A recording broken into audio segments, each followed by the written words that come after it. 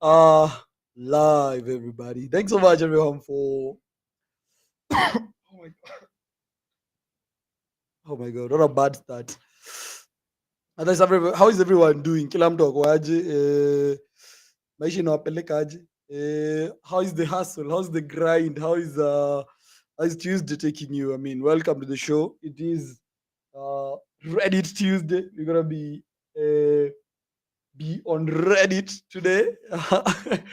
Such a nice space by the way to be in. You know, the moment you like get to Reddit, you find ask questions on different topics. Of course, a very nice platform, yeah. But of course, it's full of everything. If you want to find everything, everything is there on Reddit, yeah. But before we get to Reddit, yeah, I think the big story for tonight is people are trying to ban TikTok. The government wants to put no, someone wants to put a law ikwe enacted huko in parliament, and they ban TikTok. Technically, that's what this person wants,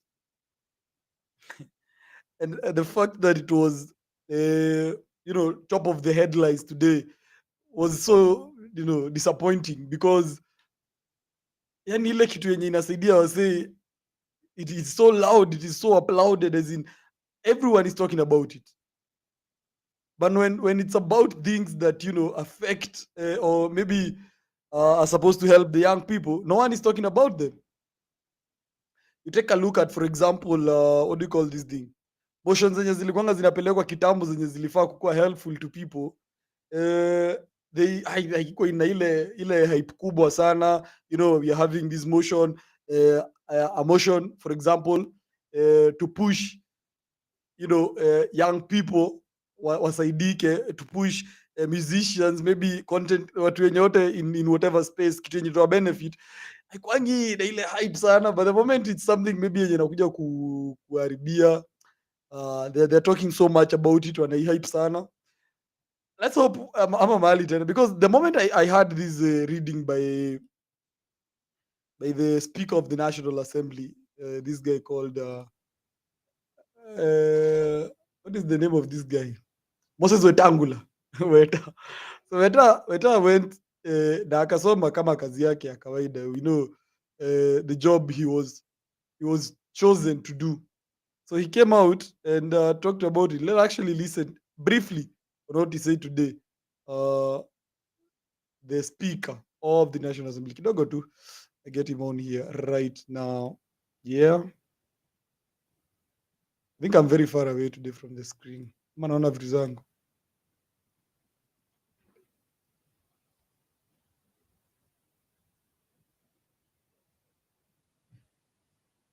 Hey, that was too close. I'm too close to you guys. Sorry. Oh my god, my face is like everywhere. Let us remain there for today. We will set up the setup tomorrow. But here is what he actually had to say on this. Honorable members, Article 119 of the Constitution accords any person the right to petition Parliament to consider any matter within its authority. Further, Standing Order 2252B requires the Speaker to report to the House any petition other than those presented by a member. In this regard, honorable members, I wish to report to the House that my office has received a petition from one Mr. Bob Ndolo, the Executive Officer of the Bridget Connect Consultancy, regarding the banning of TikTok in Kenya. The petitioner states that TikTok is a social media platform that allows users to create and share short videos. Honorable members, the petition... Acha tuachie story hapo ya the whole TikTok ban, because I was reading actually the statement yenye limekiwa na this person. I saw it somewhere. Let me actually check here. He said, and how I wish he could have gone probably to Facebook, because I think this space is not that bad venye anataka kuiweka. But here's the 5 reasons essentially zenye yeye alisema. hii kitu inafanya. This guy need to go to Facebook. So he said, understandably, no, that was not the part where he said, where he was talking about this whole thing being banned. He said there is a lot of spamming, intellectual property infringement, violation of community guidelines, of which TikTok takes care so much of the community guidelines. Tuko na hiyo, we have spamming, misrepresentation, fraudulent and malicious activity. We also have the other point that was like haikuwa ina make any sense ni ile ya let me actually get the point. Alikuwa anasema ati huko watu wanatusiana vibaya. Hey. Someone should send this person to Facebook. I mean, why are they against TikTok? This is something yenye it's earning a living for some people, of course, online and TikTok. Sasa sijui msee shida yake ni nini? Maybe it's someone being sponsored, because when you look at the allegations, oh my God, there's so many platforms with bad things. Go to Instagram. Oh my God. Look at Instagram. Go to Facebook, enda upate ile matusi inatembea hapo Facebook. What is this person talking about at TikTok? But I've never seen a business me on TikTok. I just know of those bad things that happen midnight. And of course, in every society, we must accept to move on with the upcoming technology, na ile technology yenye iko. Because when you look at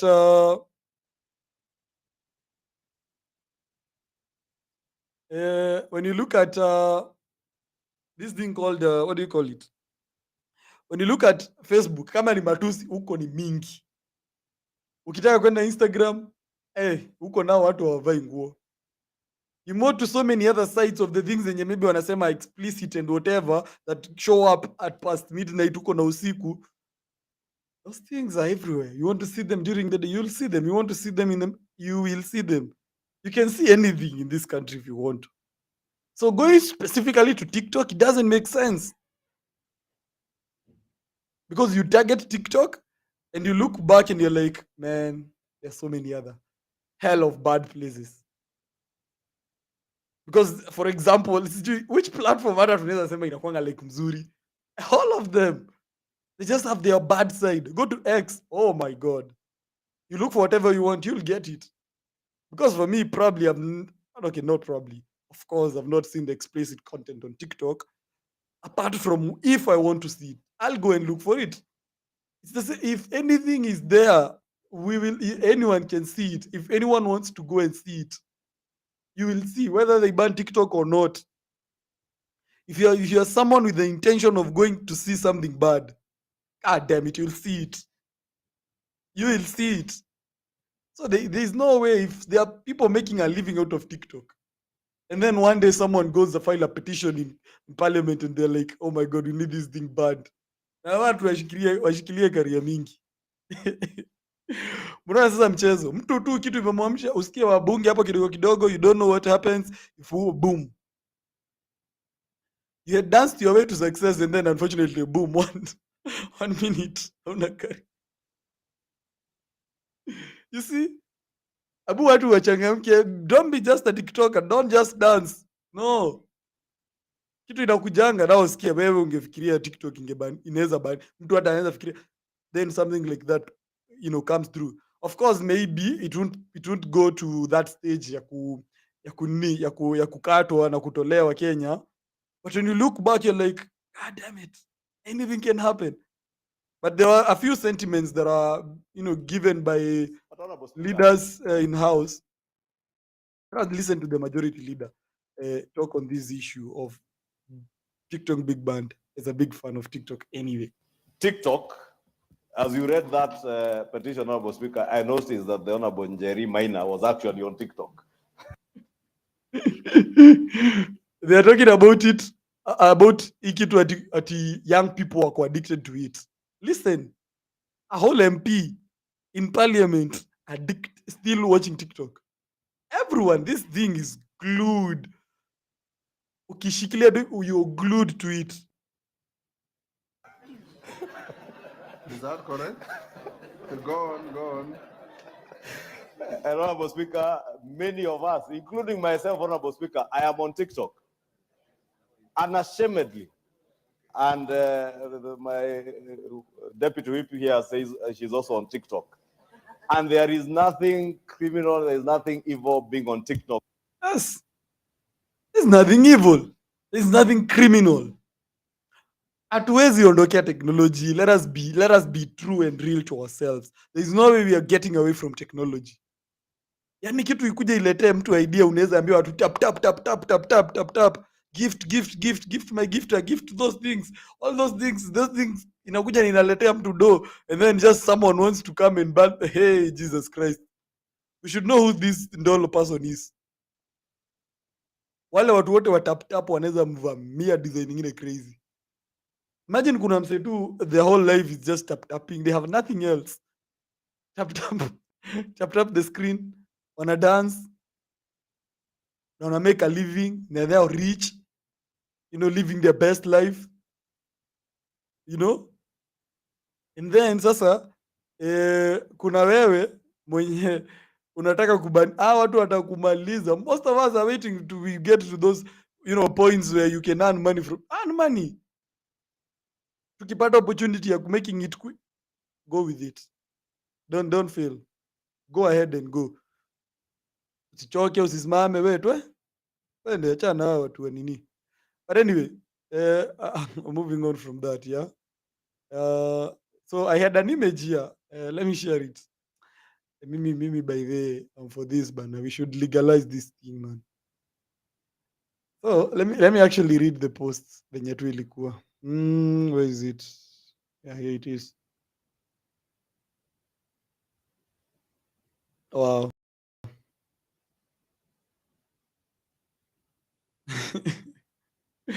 Detectives recover over 13 million in 13 million.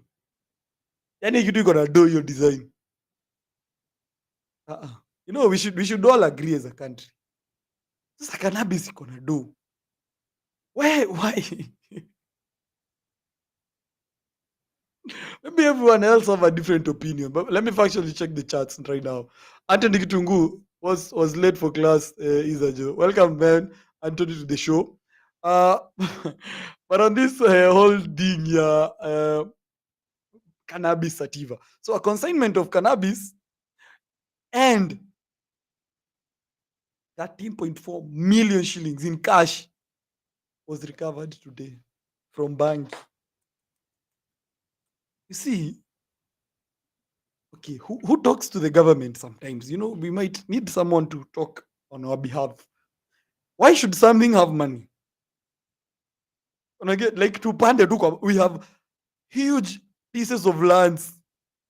Mbona zina stay idle?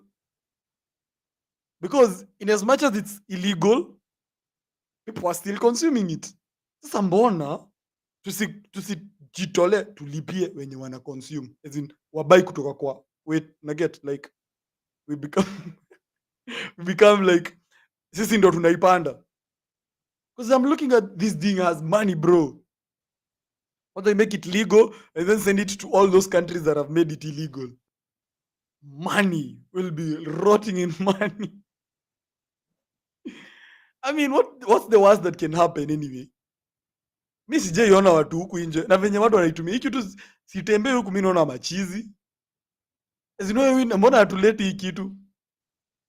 Maybe my ideas are wrong, but we can even make it for export tuipande, zini kupanda tu. You see, because there are things, in as much as tumezizuia, they are still there, they exist to date. And if probably I want weed, maybe I can't take a whole day to just get weed. Maybe not, I don't think I would.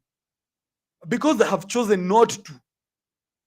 Hiyo kitu sio kumaanisha tukipanda ati sasa mimi tena nitachukua miguu sasa nini. Let it be made illegal. Watu wapande.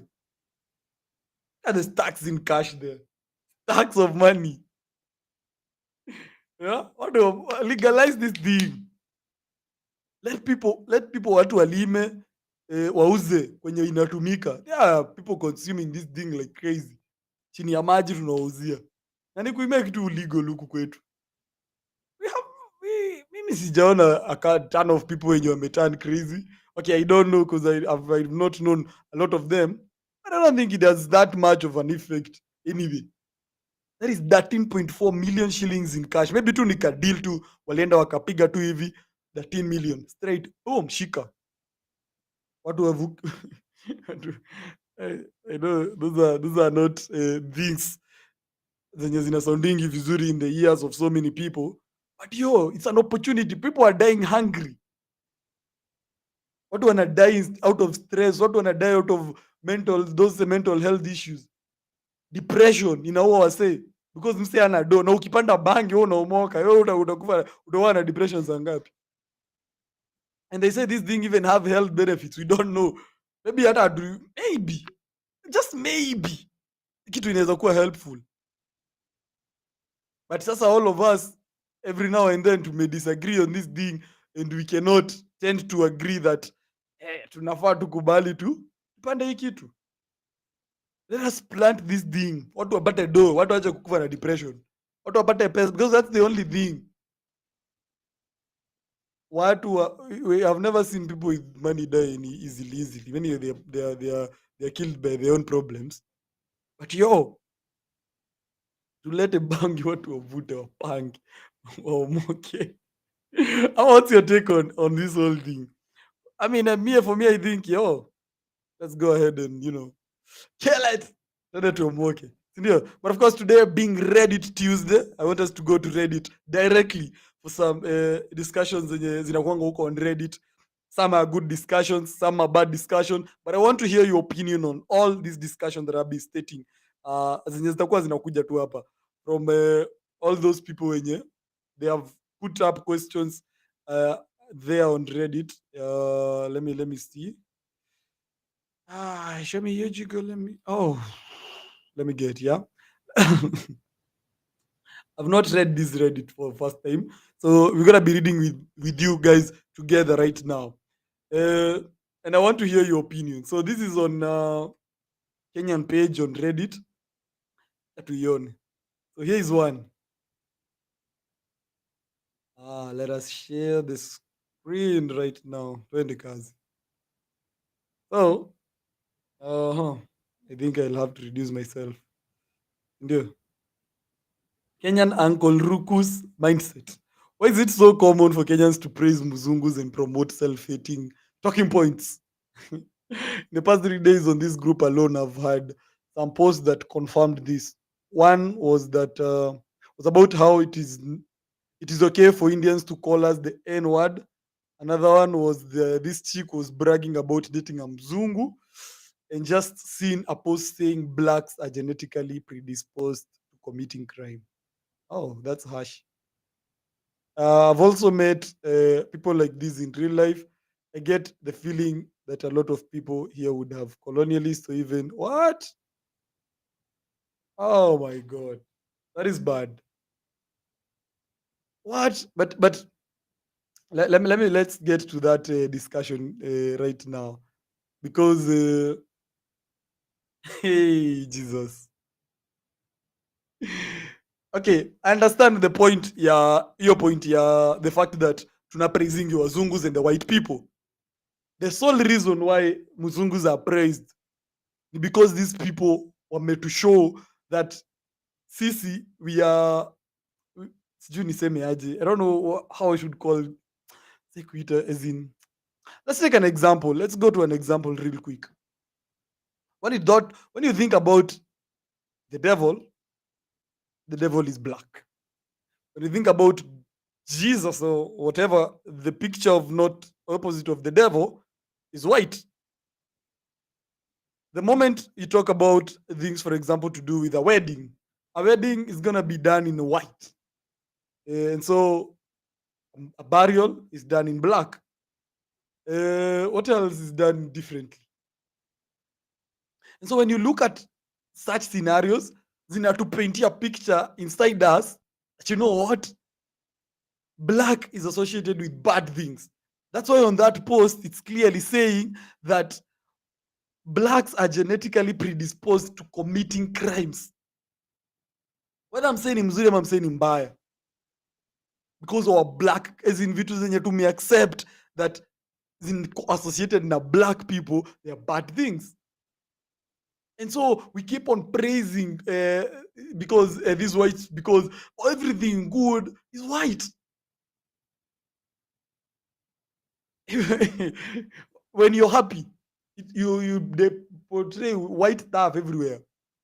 But when people are dying, you're out here putting on this black shit. People are dead, you're putting black. Let's hope one day on a burial with like white clothes. What the hell are we doing? We are putting ourselves in this mess. This wenyewe. Ulizwa chora shetani, black. You think of something so black. Yeah? Something so super, super black. But you talk of Jesus Christ, our Lord and Savior. So white. So on that on that Reddit topic, that is why I think we end up praising the Mzungus and all these whites because of, you know, what has been put kwa mind yetu, unaget. And so actually, let me I want to go to that specific Reddit right now. Let us see the comments and the replies by Kenyans, and also the people. Yeah, it is. Yeah, I think we have that on the screen. Let me put it up. We have it there. Indio. I think I have. Yeah. So why is it so common for there? Is it the cause of Kenyan education that we produce so many self-hating people? Or is it the church and the constant images of white Jesus we see? Oh, I'm genuinely curious. Yeah. So let us see the replies. Now this one. Oh, okay. Listen, yeah. So this person called Louis Loads comes and comments and says, I would want to an African model. Other races make my dick shrink. My black pride is so great that it turned me on. This is in my blood, okay, flowing through my and the patriotic guy you'll never meet. Oh, even your servers know I only search. Okay, I mean you have some patriotic people. Uh-huh. Let us see. Called out to the Ankorukus crowd wamekuja kulia. These Americs and Kibe incels are extra loud when it comes to talking down on women, but immediately white men are the topic, they become submissive.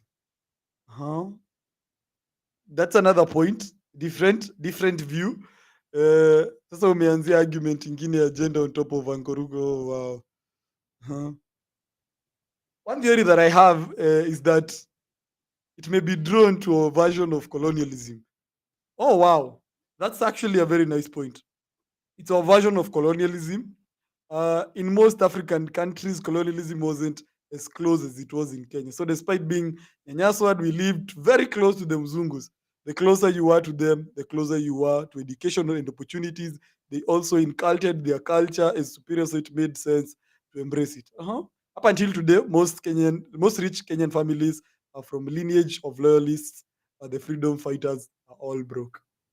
Wow, wow. So there was a link to foreign culture and prosperity. That's why Kenyans don't love their culture. The richer they get, the further away they move from their culture, even something as basic as speaking Swahili. Wow, nice point there. Nice point there. Nice point.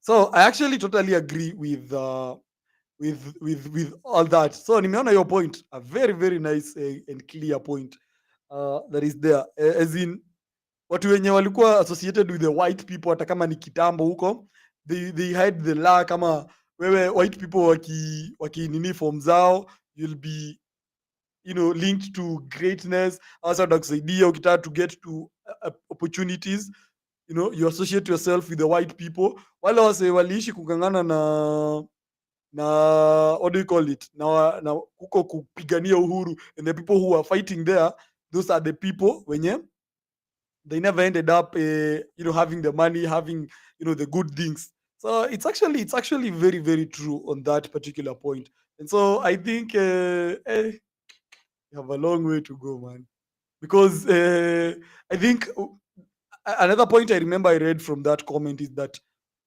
every single moment we are getting rich, tunaenda kuomoka. We don't want to get associated with our own culture. So sisi tuko hapa, for example, me, I'm out here nikiwa tena niomoke, for example. Maybe the first thing I'll go is grab some, clothes brands from outside. Of course, we don't have like brands that are African, but kuna zile nguo zenye they represent our culture. We're out here gonna be there wearing these sweatshirts, tunaenda tukishine tukifloss na these clothes that have come from outside. We're gonna be wearing sneakers. Hatuwezi chukua hapo ndio tuchukue akala hizi vitu za tayari tuvalie. So the moment we get closer to greatness, the further we get away from our own culture. That's why the mzungu will always be superior to us. Sisi amekuja kwetu lakini mnamwangalia hivi kama mnyama. Wherever you go there to their places, they're looking like you like an animal. You're looking like, oh, you're like a god, bro. And you go to their countries, they're like, God damn it. How the fuck are you so dark? You understand? So the moment we get sisi tukiprogress in our lives, pia sisi, we tend to move away from our own cultures. That's a very nice point. And so I think that is why we always tend to, see these mzungus as like so superior, as like these mighty people, these, people like who are out of this world. That's a very nice discussion that was there actually on Reddit. Sindio? Oh, very nice opinions there from Kenyans. Oh, let's go to this other one, yeah? Quick one. Quick one, yeah. Let me get that one. Hey. Oh.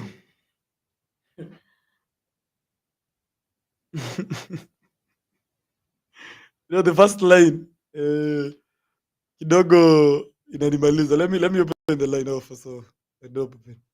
So this person is asking, this is actually on serious replies.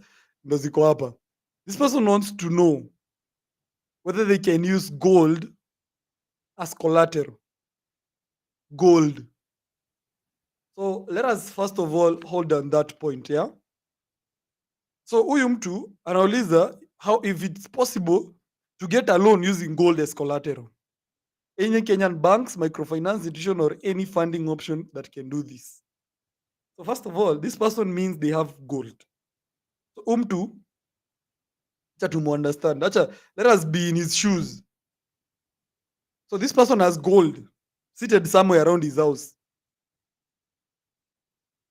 And now he wants money, and now he asks, is there any banks or microfinance institutions or any funding options that can do that? Let's continue now to the story. So I have a friend in South Africa who has his team here in Kenya. This guy is a legit oil dealer and he imports his oil there. Needless to say, he has a ton of connections with rich Arabs in UAE and does business with them. He has really clients there who want to buy gold. He has already clients already in the UAE. So his team has around 200 plus kgs of gold here in Kenya.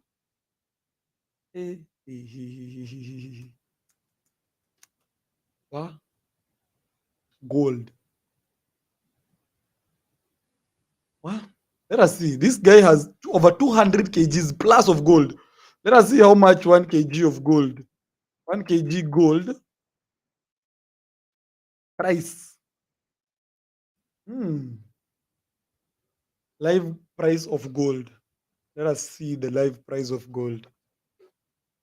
Hey.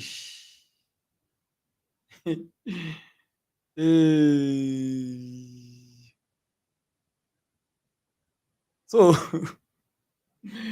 hey Jesus. Let me share this screen. Mtu aseme nimemake story zangu za jaba. Saizi. Nataka kuona how much 1 kg of gold ina cost. Because we have someone here who has 200 plus kgs of gold. And they want to know where they can sell this gold. Let us see how much gold costs in Kenya right now. Here are the prices. So gold rate per kilo. Gold price per kilogram in Kenya shillings. 8.8 million. Hey. Hey, Jesus. 8.8 million shillings. That is, hey, Jesus. 8.8 million shillings. Let us do quick maths. 8.8 million shillings. 8.8, how many millions? 8.8 million shillings times. Let us times the 200. Tuone hiyo ni pesa kama ngapi? Wako na how many billions? Hey! So let us go to the question. That is 1.76 billion shillings worth of gold. And by the way, it is more than. You think how expensive gold is? What? So huyu msee ameshikanisha gold kilo 200 ako nayo tu mahali, and ana wonder, how am I supposed to sell? Are there any places in Kenya where I can get? Hey, Jesus, son of God. Are there any banks that can offer me loan through using this gold? I have over 200 kgs of 200 kgs, and one cost 8.8 million shillings. That is approximately 1.7 billion shillings worth of gold. But for some reason, let us get his point. Mona just the gold. I'm sure there are people who buy gold around Kenya. Let us try to know why. Let us continue with the story right here on Reddit on what he posted on this. So he goes on. Hey, Jesus. Let me share this. Hey.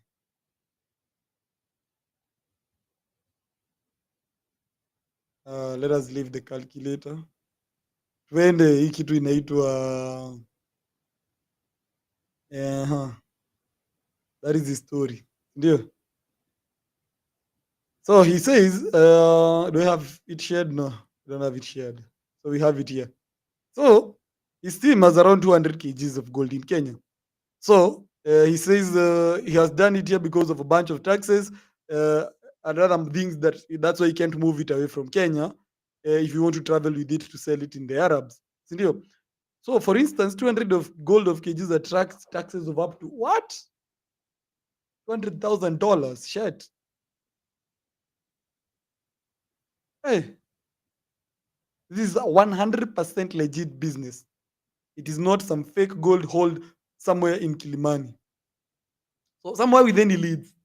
Hapa sasa nawapiga bonge la biashara. Add nini? A link. So if you have an idea of where they can sell the gold, they have 200 kgs worth of gold. 200. That is approximately 1.7 billion shillings worth of gold. If you know anyone who knows anyone who can buy this gold, hapo kuna business inaitwa legit. I have not said it. They have written, not me. They have 200 plus kgs of gold. 1 kg of gold, according to the live price of gold, is 8.8 million shillings. That is roughly 1.76 billion. So if you need money, you got the money. Woo. Let us hear to the rest, some of the responses from Kenyans on that whole gold thing. Yeah. So I'm gonna call bullshit on this one. Oh wow. So first of all, Kenya has no refining capacity. So you have no legit companies that are licensed to refine gold. Oh, I didn't know that.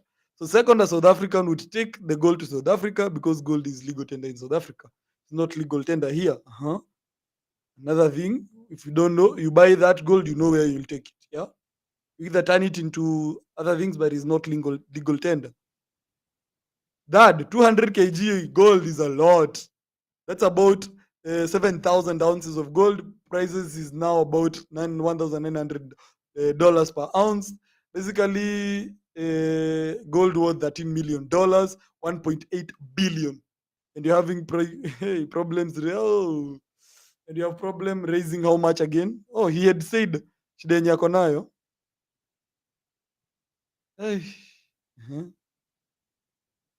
Call each other and every single bank and ask for an executive banking. Visit every bank headquarters and demand to speak to someone senior. Should be a hard task since you have a lot of money. Lastly, hire someone to do the heavy work and bring you the final project. Wow. Interesting. Interesting. Eh, kuna watu wako na 200 kgs of gold. They need to know where to put this gold. They're looking for money, but they have 200 kgs worth of gold. That is 100% business, legit business. But we are told that is not legit currency. That is not, currency inafanya huku kwetu.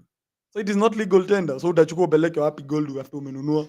Ama after you've done whatever you've done with it. Maybe their brains here. Huku nje watu ni wajanja. Let us take on another one, Reddit thing. Let us take this quick one, yeah? And this one, first of all, take a quick fast. Very fast, mapema. Ndio. So kwa wale watu wa gym, yeah? We have someone who is have a problem with the gym people.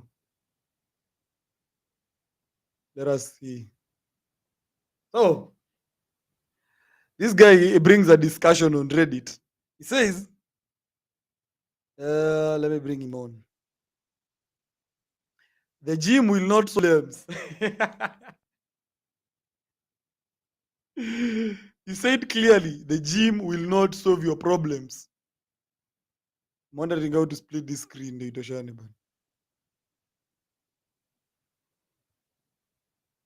Huh?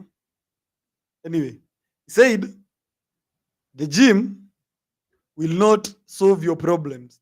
So when a guy comes here with a problem, he's advised to go to the gym or get a book by Rollo Tomasi or whoever he is. This Kibe and Amerix variants need to stop. Kibe and Amerix variants need to stop. That girl did not leave you because you are not fit. That problem you're going through is not because you're not fit. Physical attraction is not everything in a relationship. So if you have a problem, you should just find the root to the problem and try to fix it. And it's if it's rejection, it can happen to anyone. Plus, what I have learned is that the problem you are going through you're going through 6 or so similar people around the world are going through the same thing. So no gym will solve your problems. It may instead give you the false sense of confidence. And yeah, I have also gone through heartbreak and I've also read Rollo Tomasi and the likes, and I regret wasting that time of my life. Just find a hobby or something. Not everything is related to manosphere. Hata mnipige, I'm not retracting my statement. You're all just a bunch of losers. And it shows. Ooh.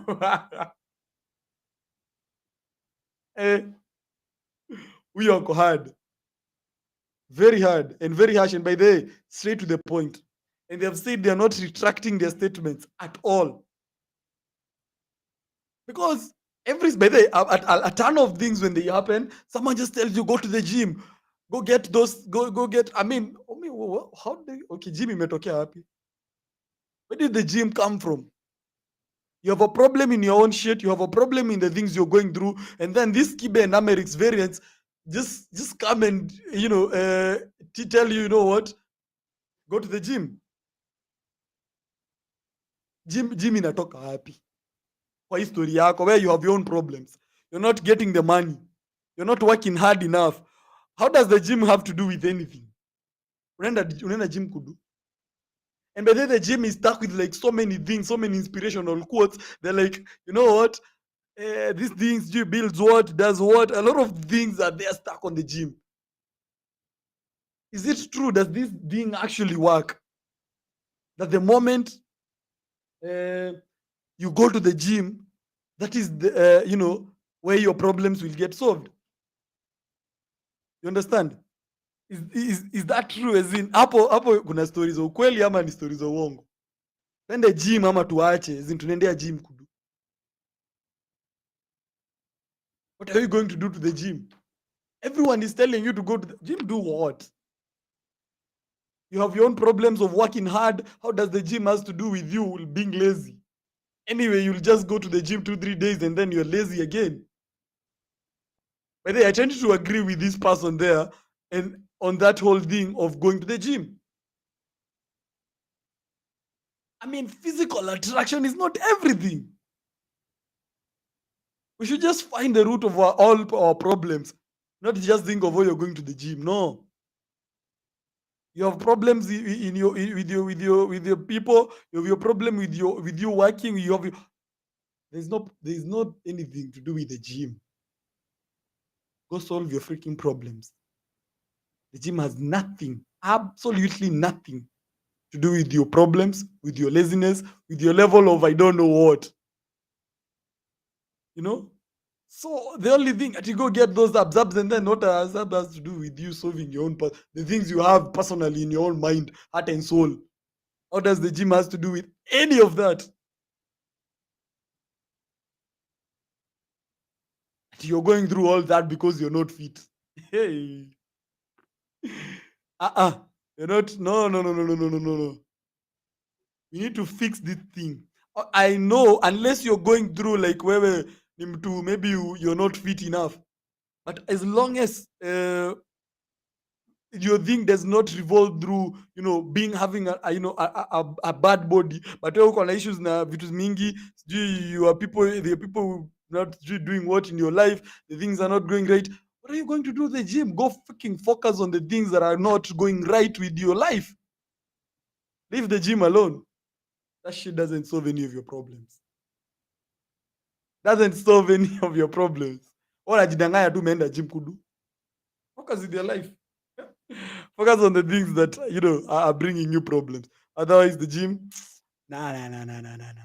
Let me give a shout out to Tobias Kajisafi, my guy. Thanks so much for your comment, and of course for you coming through to the show. What is your take on that last discussion there? Does anyone agree with that the gym does not solve any of your problems? You wear to piga and then zoezi, and then after zoezi. And I'm not by the against people being fit. No. People get fit. But what does the gym has to do with everything? Why does the gym has to do with all your problems? You need to work hard so you get the money. You need to work hard to get all those other things. Where does the gym come in? That was, I think, a discussion that was brought up on Reddit. A controversial one, I think. It's a bit controversial because I think some people think the gym is the best place, is where they resort to solving all their problems.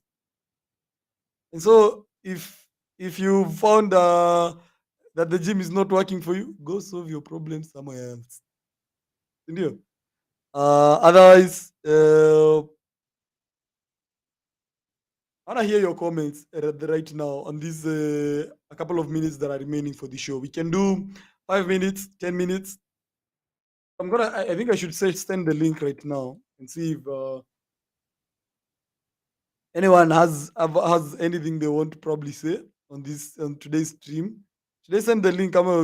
We meet Friday. Friday is the shows where we just talk with different people on different things. Yeah, but that is Reddit Tuesday for you.